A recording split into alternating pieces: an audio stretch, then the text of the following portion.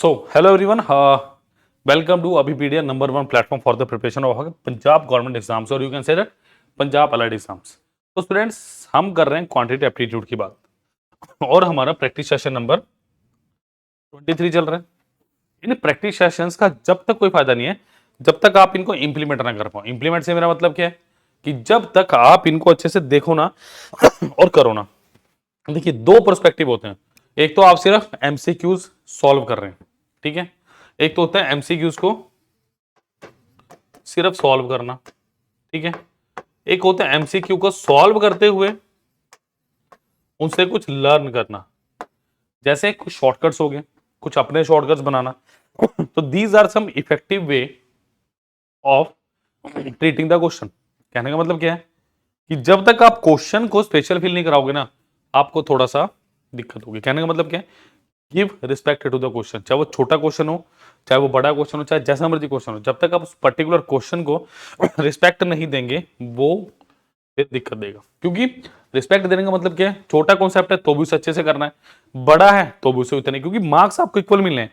कोई मुश्किल क्वेश्चन है तो उसके ज्यादा मार्क्स थोड़े ना मिलेंगे। अगर एक क्वेश्चन की वेटेज 2 नंबर की है तो चाहे मुश्किल क्वेश्चन हो, चाहे आसान हो, चाहे जीके का एक लाइन का हो, वो इक्वल वेटेज देंगे। तो इसी तरीके से प्लीज क्वेश्चन को रिस्पेक्ट दीजिए ताकि आपको अच्छे से समझ आए। क्लियर। दूसरी बात, कोई भी गवर्नमेंट एग्जाम्स हो, कोई भी आपका एलाइड का एग्जाम हो, जैसे मैं बात करता हूं बेसिकली, चाहे आपको नायब तहसीलदार का एग्जाम हो स्टूडेंट्स, चाहे वो फूड इंस्पेक्टर का हो, चाहे वो कोऑपरेटिव इंस्पेक्टर का हो, चाहे वो पंजाब पटवारी का एग्जाम हो, चाहे पंजाब पुलिस कांस्टेबल का हो, चाहे पंजाब पुलिस एसआई का हो, या एक्साइज एंड टैक्सेशन इंस्पेक्टर, कोई भी एग्जाम हो, ठीक है। फीस कितनी है हमारे पास, सिर्फ और सिर्फ देखिए कितनी, 20,000 नहीं। अब फीस ऑलमोस्ट बहुत कम कर दी गई है, जो कि 4,999 5,000 से भी कम है। क्लियर। तो अभी के अभी इस कोर्स को अवेल कर लो, क्योंकि बहुत इंपॉर्टेंट है इस तरह के क्वेश्चंस को आपके लिए। क्लियर। तो चलिए, लाइक शेयर सब्सक्राइब करना मत भूलिए। चलते हैं आज के क्वेश्चन नंबर 1 की तरफ। चलिए, पहला क्वेश्चन है मेरे पास सिंपल इंटरेस्ट से।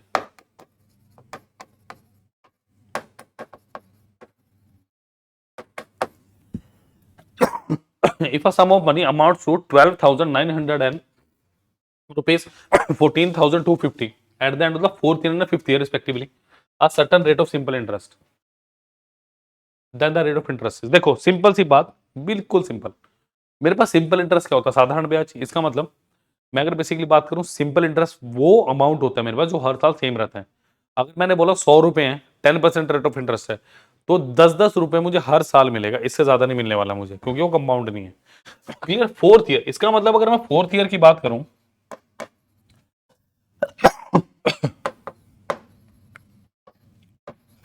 फोर्थ ईयर की बात करूं, कितना है मेरे पास, 12900।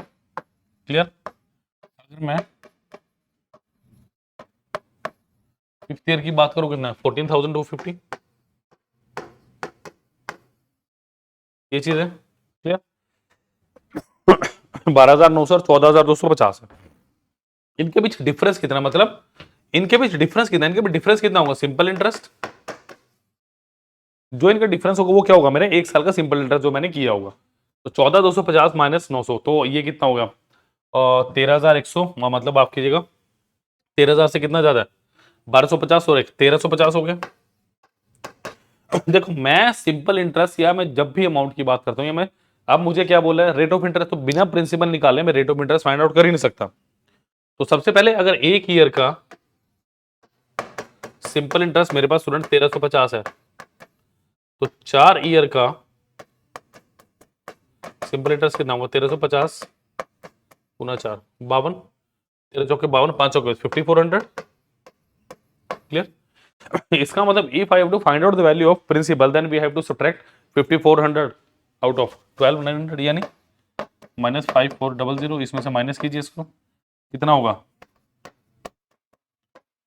7,500 होगा कि नहीं होगा, बिल्कुल होगा। 7,500 होना चाहिए।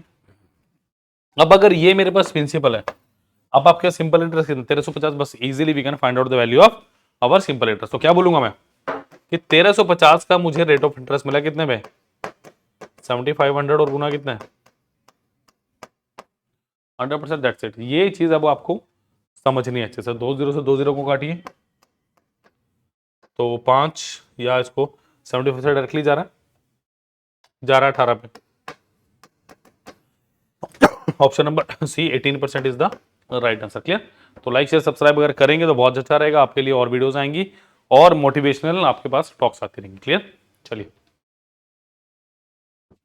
Next is a man rows 5 kilometre per hour in still water if the speed of current is 1 kilometer per hour it takes 3 hour more in upstream than in the downstream for the same distance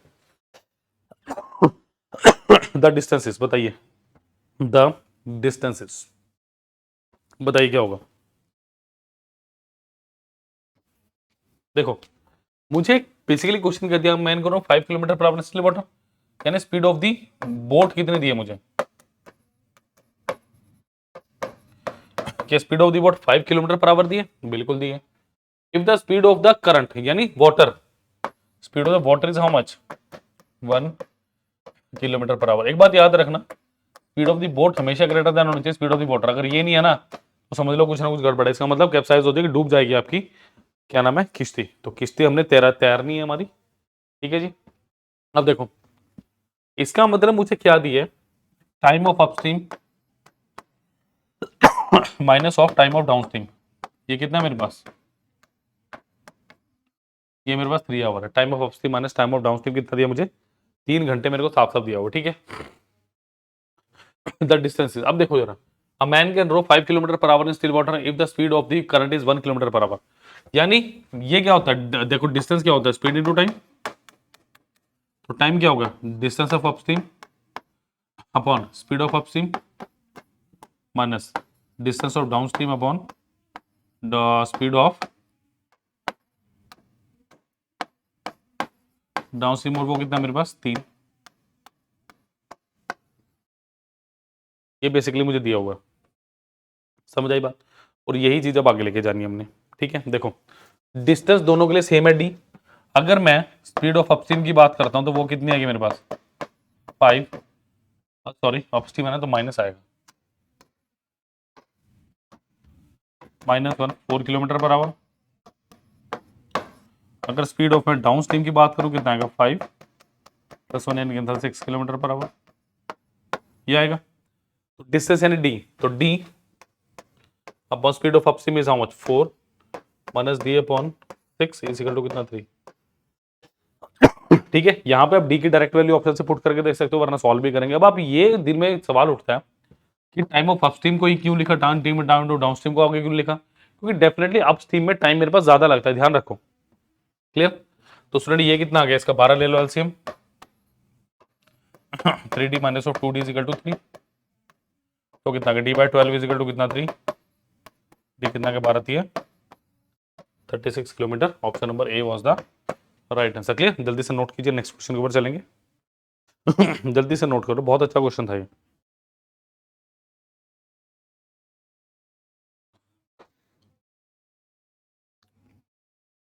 चलिए next question is the average weight of 21 boys was recorded as 64।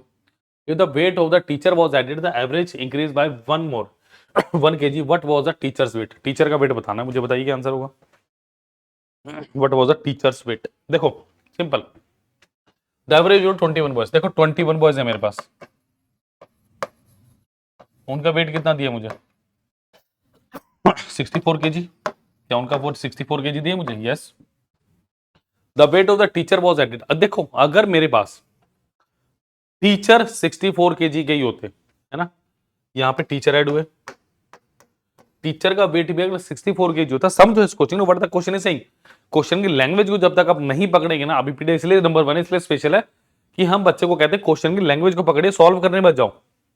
मैं क्या कह रहा हूं सुनो ध्यान से, कि टीचर भी 64 ईयर का होता तो नो चेंज आता, एवरेज में कोई चेंज नहीं, क्योंकि ऑलरेडी हर बच्चा 64 क्या है केजी का है। ठीक है। अब क्वेश्चन क्या कर रहे हैं, the average weight increase by 1 kg, but हुआ क्या, टीचर के आने की वजह से एवरेज वेट बढ़ गया। यानी अगर मैं बात करूं टोटल नंबर ऑफ पर्सन कितने हो गए, 22 पर्सन हो गए। ठीक है। अगर एक पर्सन का 1 kg वेट बढ़ा है तो 22 पर्सन का कितना बढ़ा होगा 22 kg। ये 22 kg आया कहां से, सोचने वाली बात ये, that is the point we have to think about. ये आया कहां से एक्स्ट्रा, ये कहां से आया, ये यहां से आएगा। 64 kg का टीचर था, 22 kg साथ लेके आए हैं, तो कितना हो गया 86 kg, क्लियर।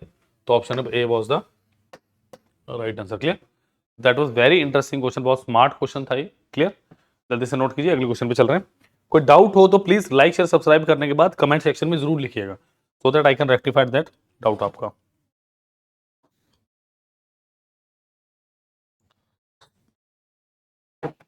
चलिए नेक्स्ट क्वेश्चन इज,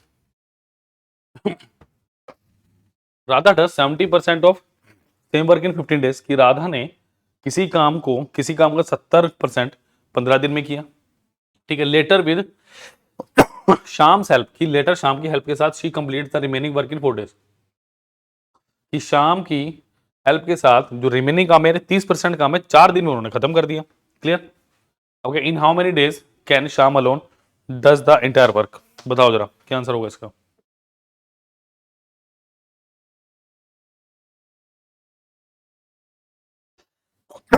चलिए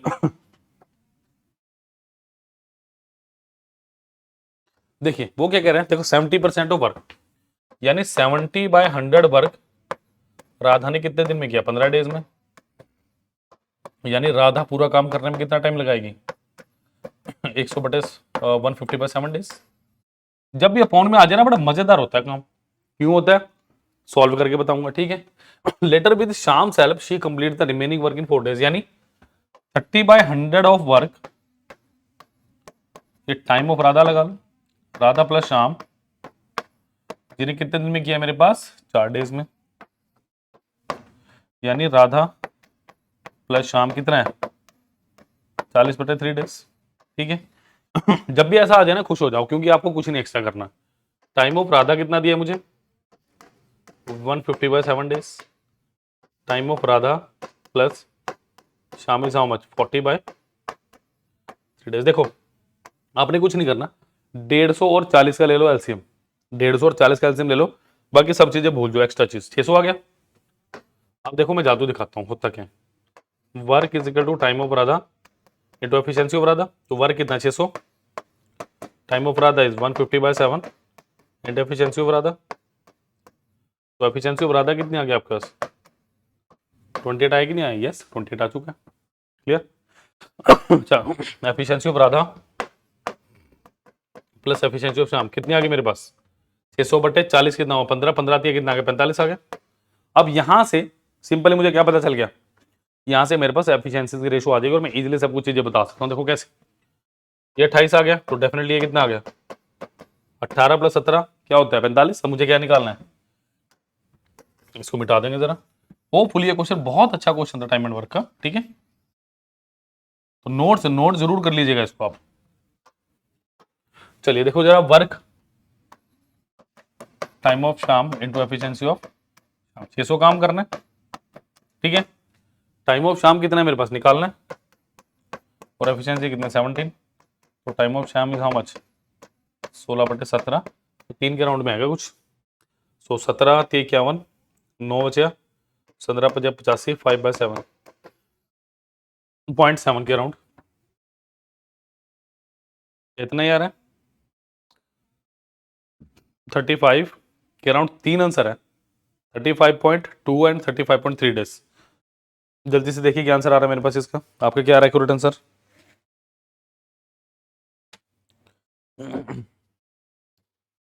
35.3 के राउंड आना चाहिए मेरे पास, और सॉरी 17 है, सॉरी 3 के राउंड आना चाहिए मेरे पास आंसर, 2 यानी 3 के राउंड ही आएगा मेरे पास आंसर, क्लियर है।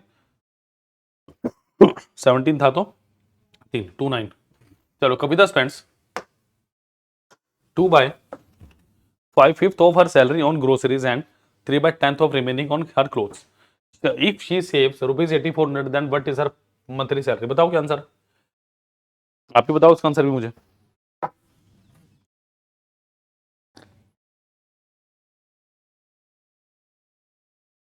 देखिए Kavita spend 2/5 of her salary on groceries, देखो मतलब अपनी सैलरी का 2/5 तो स्पेंड कर रही है, फिर रिमेनिंग का 3/10। तो सबसे बड़ा टास्क है यहाँ पे टोटल सैलरी मानना। मैंने 10 और 5 का एलसीएम 50 आ गया, मैंने मान लिया 50, ठीक है। वैसे तो 10 ही आएगा, मैंने 50 मान लिया कि ऐसा कोई नंबर है, ठीक है। 2/5 इसका, बट 2/5 यानी 20, 20 किस पे खर्च किया? Groceries, groceries. And 3/10 of the remaining on her cloth, मतलब इसका रिमेनिंग, रिमेनिंग कितना मेरे पास? 30। इस 30 का 3/10 यानी 9 किस पे गया? क्लोथ्स। तो कितना बचा? 21। 21 किस पे गया? ये बचा रिमेनिंग। इसको मैं क्या बोल सकता हूं? इसको मैं सेविंग्स बोल सकता हूं,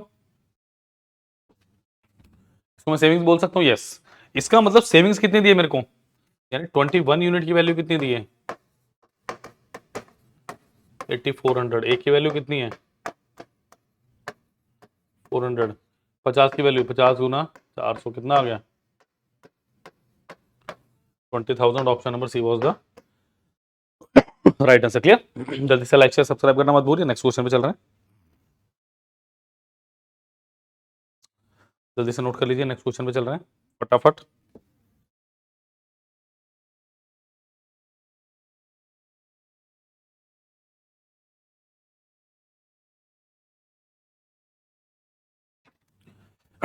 चलिए स्टूडेंट, बहुत अच्छा क्वेश्चन है। The sum of the square of three numbers is 532 and the ratio of first and second, also the second and third is 3:2 than the first number is। बताइए क्या आंसर होगा इसका?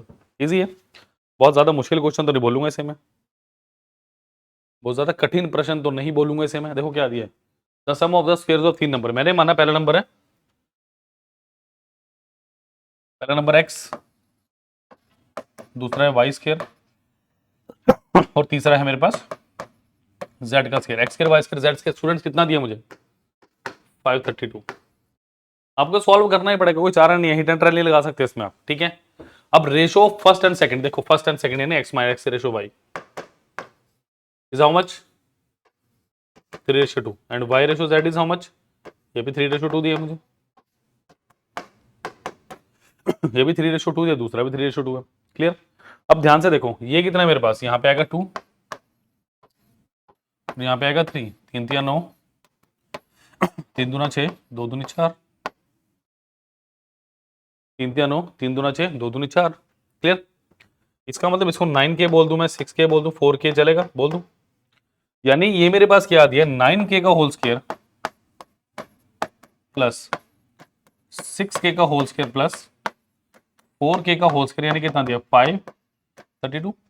यही बेसिकली बोला मुझे रेशोज से। फिर मैं उस इक्वेशन पे आगे जो मुझे फाइंड आउट करनी है, तो it is 81K square plus 36K square plus 16K square is equal to 532। तो ये कितना हो गया मेरे पास? देखो 16 6 42, 8 4 12, 123, 8 9 10 11 12, 133 K square is equal to 532। तो चार टाइम्स गया तो K square is equal to how much? 4। K is equal to root 4 यानी कितना आ गया? 2 आ गया। इतनी सी बात है। अगर K2 आ गया तो मुझे क्या बताना है? फर्स्ट नंबर कितना? 9K, 92 is how much? 18। Option number C was the correct answer. Clear? So ऐसे छोटे छोटे क्वेश्चन आपके क्वेश्चन के लिए, पेपर के लिए बहुत इंपॉर्टेंट है। तो प्रीवियस ईयर क्वेश्चन बेस्ड ही हैं जो आपको करवाया जा रहा है। जल्दी से नोट कर लीजिए। Let us move down to the next question please. जल्दी से नोट कर लीजिए इसको।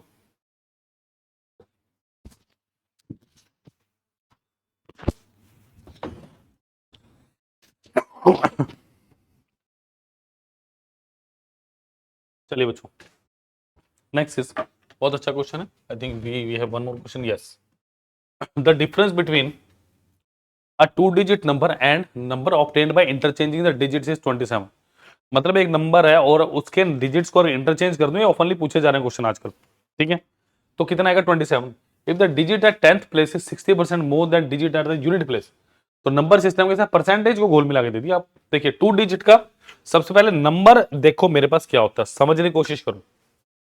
The difference between a 2-digit number and the number obtained by interchanging the digits is 27। यानी मेरे पास जो XY था उसको मैंने बोल दिया YX। इनको माइनस करके कितना आ रहा है मेरे पास? 27 आ रहा है। XY की बात करें, देखो XY क्या है मेरे पास? एक्स वाई को लिखता हूं मैं 10x प्लस वाई। अगर ये इंटरप्रिटेशन आपको नहीं आती ना, फिर दुविधा समस्या वाली बात है बच्चों, ठीक है, समझो जरा what I am trying to say. Y x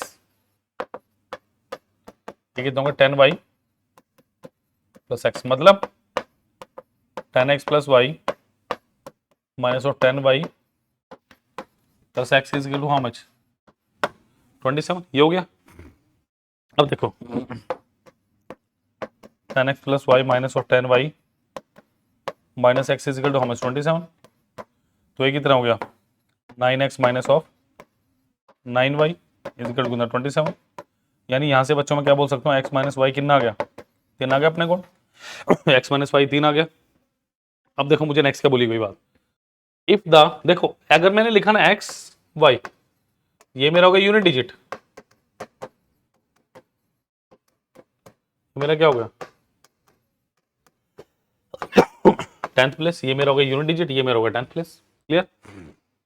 देखो जरा क्या दिया, if the digit at the 10th place is 60% more than digit at the unit place, मतलब y x यूनिट दे रहा है 10th प्लेस वाला ज्यादा है, मतलब y ज्यादा है, sorry x greater than y है। तो 60% का बेसिकली मतलब क्या 60/100 यानी 3/5। अगर 5 है तो ये कितना होना चाहिए 8। अगर x माइनस वाई 3 है, इसको मैं बोलूँ 8p 5p, तो ऐसे p की वैल्यू क्या है 8p minus of 5p equal to 3, तो p कितना आ गया 1 आ गया ऐसे, दैट्स इट। तो नंबर क्या आ गया यहाँ से लिख सकते हो आप, p अगर 1 आ गया तो कितना आ गया 85 एंड 58। क्लियर। तो answer is option number A. Original number था 85, चेंज करने के बाद 58 आया था कि 58 आंसर लगा दो। क्लियर। चलिए let us move down to the last question of the class. The sum of ages of Kidambi and Srikanth 14 years hence will be equal to 2 times their present age। मतलब आज की एज और मैं 14 साल बाद की 14 साल की एज और आज की एज को अगर ऐड करके मैंने रेशो निकालो तो कितना आना 2/1 बेसिकली।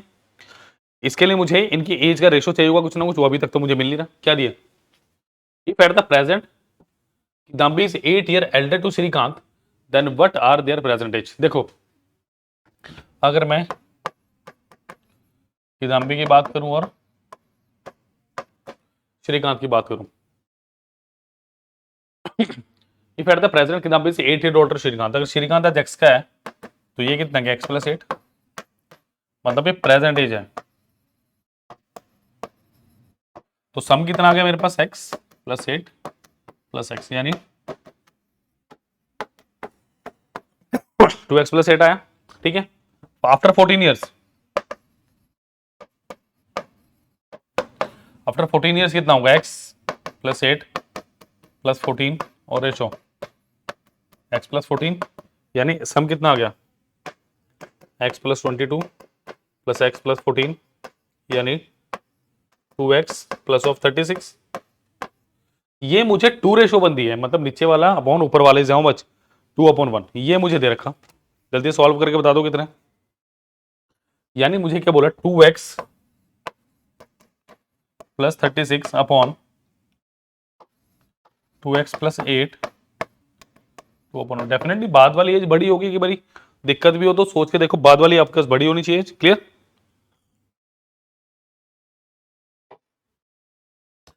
जस्ट क्रॉस मल्टीप्लाई कीजिए, कितना आ गया 2x plus 36 is equal to 4x plus of 16। तो ये कितना आ गया 4x minus 2x is equal to 36 minus of 16, ये कितना आ गया 2x इज इक्वल टू 20। तो x की वैल्यू कितनी आ गई मेरे पास 10। अगर 10 आ गई तो ये कितना हुआ 10 और ये कितना हुआ 18। आंसर दिया yes, 18 and 10 is the right answer. Clear. तो these were some outstanding questions, जल्दी से नोट कर लीजिए, फिर थोड़ी और बात करेंगे। ठीक है।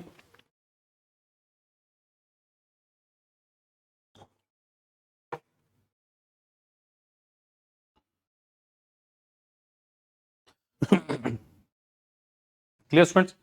तो ये थे आज के क्वेश्चंस। मैं अभी भी आपको बोल रहा हूँ नोटिफिकेशन की वेट करना है बेवकूफी वाला काम।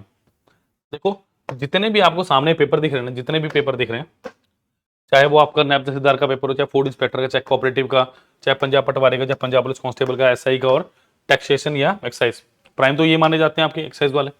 इनका सिलेबस सेम है ऑलमोस्ट, सिलेबस सेम है ऑलमोस्ट ऑलमोस्ट ऑलमोस्ट ऑलमोस्ट, मैं बोलूँ 99% सेम है, एक आधा परसेंट ऊपर नीचे हो तो कोई बात नहीं, ठीक है। आपको क्या करना है, आपको वन टाइम तैयारी करनी है, फिर पेपर दो सीढ़ी चढ़ते रहो, पेपर दो सीढ़ी चढ़ते रहो। कई बच्चे ऐसे जिन्होंने पटवारी ज्वाइन किया, आज एक्साइज या टैक्सेशन पे बैठे हुए हैं, पटवारी ज्वाइन किया था, कांस्टेबल ज्वाइन किया था, आज सही बने बैठे। रीजन क्या है कि वो उनको पता है कि जब हमने पटवारी का पेपर दिया या एसआई का, हमने कांस्टेबल का पेपर दिया, तो हमने सिलेबस तो किया था, बट वो हायर लेवल के क्वेश्चन नहीं किए थे। समझा की बात, वो हायर लेवल की जीके नहीं पढ़ी, जीके तो पढ़ी थी, समझा की बात, थोड़े डेप्थ में नहीं पढ़ी थी। तो ये सब चीजें आपको सीखनी पड़ेंगी, ये चीजें आपको करनी पड़ेंगी, क्लियर। तो प्लीज लिंक आपको डिस्क्रिप्शन बॉक्स में दिए। बेटा कोई भी पेपर हो, चाहे मैं कहूँ नैब तहसीलदार का एग्जाम है, आपका फूड इंस्पेक्टर का है, आपका कोऑपरेटिव इंस्पेक्टर का है, आपका पंजाब पटवारी का एग्जाम है, आपका पंजाब पुलिस कांस्टेबल का है, पंजाब पुलिस एसआई का है, एक्साइजेशन है, टैक्सेशन एक्साइज है, टैक्सेशन, कोई भी एग्जाम है, सिर्फ और सिर्फ फीस कितनी है 4999 4999 सिर्फ पूरे एक साल के लिए। इस एक साल की वीडियो, इस एक साल के सब्सक्रिप्शन में क्या मिल रहा है, सारे के सारे आपको पीडीएफ्स मिलेंगे, सारे के सारे लेक्चर्स मिलेंगे, सारे के सारे मेंटरशिप मिलेंगे, ठीक है। टीचर से आपकी बात हो सकती है, आपको नंबर दिया जाए, आपको ग्रुप में ऐड किया जाएगा, तो बहुत सारी चीजें हैं। मतलब ग्रुप में ऐड करने का मतलब आपको एक व्हाट्सएप का नंबर दिया जाएगा बेसिकली। ऐसा नहीं है कि अगर आपने ऑनलाइन सब्सक्रिप्शन ले लिया आप ऑफलाइन नहीं आ सकते, आप कभी आके कोई डाउट है पूछ जरूर सकते हो, ठीक है। बट आपको ये रिकॉर्डेड लेक्चर ही मिलेंगे, क्लियर। तो प्लीज लाइक शेयर सब्सक्राइब करना मत भूलिए channel as well as the video, और लिंक आपको दिया डिस्क्रिप्शन बॉक्स में। Thank you students, like share जरूर करना, कोई डाउट हो तो कमेंट सेक्शन में किएगा। Thank you.